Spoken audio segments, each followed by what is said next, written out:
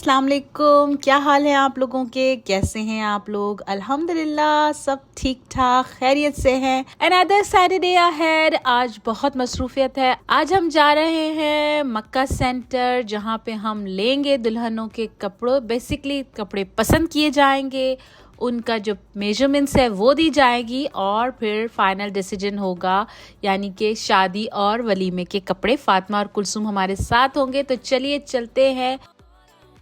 मक्का centre Clifton पहुँचे। यहाँ पर इतनी सारे कपड़े, इतनी सारी एम्ब्रॉयडरीज, इतने खूबसूरत कलर्स हैं कि आप पागल ही हो जाते हैं। बहरहाल हमें दुल्हनों के कपड़े चाहिए थे, पहले भी मार्केट को सर्च कर चुके थे, तो लिहाजा दुल्हनों के लिए ही हमने ऑर्डर करना था। यहाँ से हमने ऑर्डर किया और एक से बढ़िया एक चीज़ हमारे सामने आती गई, इसलिए हमने टू द पॉइंट बात की और उन्होंने हमें बड़े ही खूबसूरत तरह के डिज़ाइन दिखाए। इससे पहले भी हम मक्का तारिक रोड पर देख चुके थे। इतने खूबसूरत खूबसूरत डिज़ाइंस थे, इतनी प्यारी प्यारी एम्ब्रॉयडरीज थी, कलर्स थे कि समझ ही नहीं आ रहा था क्या लें और क्या छोड़ दें। बहरहाल फाइनल डिसीजन तो लेना था दुल्हनों को, और वही जिनका बड़ा दिन है वही जो पहनेंगी, लिहाजा सब कुछ हमने उन पर छोड़ दिया। लेकिन एक से बढ़िया एक चीज़ थी, और मज़ेदारी की बात ये थी कि एक से बढ़िया एक प्राइस भी इन सब की थी। एक चीज़ जो मैंने बहुत ज़्यादा नोटिस की कि इन 8-10 सालों में पाकिस्तान में बहुत ज़्यादा महंगाई हो गई है। जो आम दुल्हन का सूट शादी या वलीमे का 1 से 1.5 लाख में बन जाता था, अब उसकी कीमत 2.5 से 3 लाख तक पहुंच गई थी, जो कि एक आम थी। अगर आप बहुत बड़े डिज़ाइनर के पास जाते हैं तो फिर इसकी कीमत 8 से 10 लाख तक पहुंच जाती है, जो कि एक आम बजट में बहुत ही ज़्यादा है। शादी का दिन तो होता ही ऐसा है, आम तौर पर शादी का जोड़ा 1 या 2 बार ही पहना जाता है, लेकिन क्योंकि ये ख़ास दिन होता है, आपकी ज़िंदगी का एक नया मोड़ होता है, और उस पर जितना शानदार जोड़ा हो तो क्या ही बात है। सबने बारी बारी अपने अपने कपड़ों को ट्राई किया। कलर कॉम्बिनेशन, एम्ब्रॉयडरी, खूबसूरत डिज़ाइन, किस तरीके से टेल चाहिए, नहीं चाहिए, मैक्सी चाहिए, बड़ा दुपट्टा चाहिए, छोटा दुपट्टा चाहिए, बहुत ज़्यादा एम्ब्रॉयडरी दुपट्टे पे हो, बहुत ज़्यादा एम्ब्रॉयडरी गरारे शरारे में हो।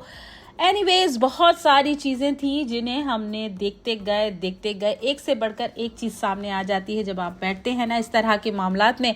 बहरहाल एक से बढ़कर एक चीज़ थी और फैसला करना बहुत ही मुश्किल।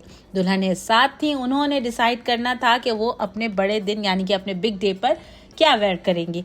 एनीवेज उन्होंने भी ओके कर दिया और आ गया फाइनल डेस्टिनेशन, यानी कि आखिरी मंजिल ये थी कि फाइनल होने के बाद उनकी मेजरमेंट हो जाए। दुल्हनों ने अपनी मेजरमेंट्स दी, शादी और वलीमे का जोड़ा हो गया तैयार, और ये अब आप देखेंगे बिल्कुल टिप टॉप के साथ शादी और वलीमे वाले दिन। जितना खर्चा हम शादी, वलीमे और इन तकरीबात में कपड़ों पर, सजावट पर, लेने देने पर और दीगर चीज़ों पर करते हैं, लेकिन हम में से अक्सर लोग ये नहीं सोचते कि शादी पर ये ख़र्चा तो कर रहे हैं, लेकिन इसके साथ साथ इस शादी को निभाने के लिए हमने क्या प्लान किया हुआ है। शादी, रिश्ते, मोहब्बतें, ये सब संभाली नहीं निभाई जाती हैं, और जितने अच्छे तरीके से आप रिश्तों को निभाएंगे, आपके रिश्ते ना सिर्फ मजबूत होंगे बल्कि देरपा रहेंगे, और ये मोहब्बतें, ये इज़्ज़त, ये एहतराम, ये रिवायतें आपकी नई नस्ल में खुद ब खुद मुंतकिल हो जाएंगी। खैर, मैं तो कराची में एंजॉय कर रही थी शादी की तैयारियां, और दूसरी तरफ अमेरिका में वर्जीनिया में हरीम की आज थी ग्रेजुएशन सेरेमनी। आज हरीम पास आउट हो रही थी क्लास 6 से। मैं तो वहां मौजूद नहीं थी, लेकिन अजीम वहां मौजूद थे, और ये वो वीडियोस हैं जो कि उनके स्कूल में इस छोटी सी सेरेमनी में उन्होंने बनाई है। मैंने इसे बहुत मिस किया। जब हरीम ने मुझे कहा कि मामा आई मिस्ड यू, तो मेरा दिल भर आया। बहरहाल खुशी के लम्हे थे, और उसके साथ साथ थोड़ा सा ये था कि मैंने मिस कर दिया।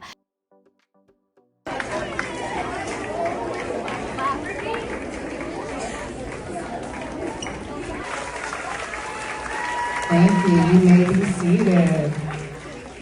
So now that you've promoted from 6th grade or from elementary school, how befitting would it be? Areem Khan.